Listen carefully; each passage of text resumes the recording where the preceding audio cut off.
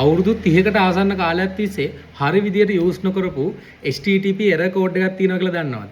අද වීඩියෝ එක error 402 ගැන. ඔයා ඉන්ටර්නෙට් යනවා නම් ඔයා සෑහෙන දැකලා ඇති error 404 කියන එක.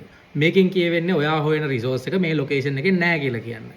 ඒ වගේම ඔයා ඩෙවලොපර් කෙනෙක් නම් ඔයා දැකලා ඇති error 500 කියන එක. ඒ කියන්නේ සර්වර් එක පැත්තේ මොකක් හරි ඩවුන් එකක් වෙලා තියෙනවා.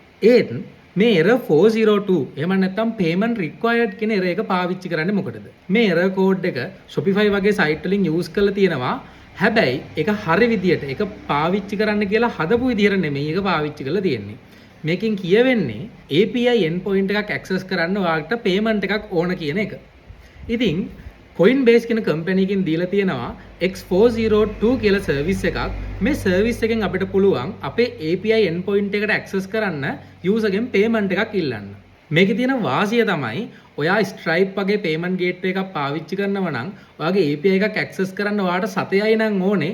හැබැයි මේ හැම සතයක් අය කරන හැම වෙලාවකම ඔයාට Stripe එකටත් ගාණක් ගෙවන්න වෙනවා. හැබැයි මේ සිස්ටම් එක ඇතුළතදී එහෙම ගෙවන්න ඕන වෙන්නේ නැහැ.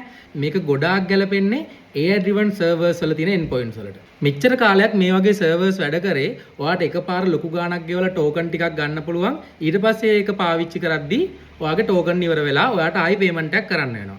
හැබැයි මේ ක්‍රමය ගොඩාක් සංකීර්ණයි. මේ X402 කියන සර්විස් එකෙන් පුළුවන් අපිට අපේ සර්වර් එක මැදට middleware එකක් විදියට මේක plug කරන්න. ඊට පස්සේ API endpoint එක access කරන හැම වෙලාවකම user ට Bitcoin වලින් පොඩි ගාණක් ගෙවන්න වෙනවා. මේක ඔයාලට USDT වගේ වයින් ගෙවන්න පුළුවන්. මේක ගැන වැඩි විස්තරයක් ඔයාට මෙන්න මේ තියෙන Fireship කියන YouTube channel එකේ තියෙන මේ වීඩියෝ එකෙන් බලා ගන්න පුළුවන්. ඒ වීඩියෝ එකේ කියන විදියට නම් මේක machine to machine payment කරන්න පුළුවන්. අලුත් AI economy එකට යන්න පුළුවන් හොඳ සර්විස් එකක්. මේ වීඩියෝ එක විතරක් නෙමෙයි. මීටත් වඩා සෑහෙන්න updated latest tech news වගේම programming ගැන ගොඩක් විස්තර ඔයාට මේ Fireship කියන channel එකෙන් බලා ගන්න පුළුවන්. ඔයා developer කෙනෙක් නම් මේ channel එක අනිවාර්යයෙන්ම subscribe කරලා තියාගන්න.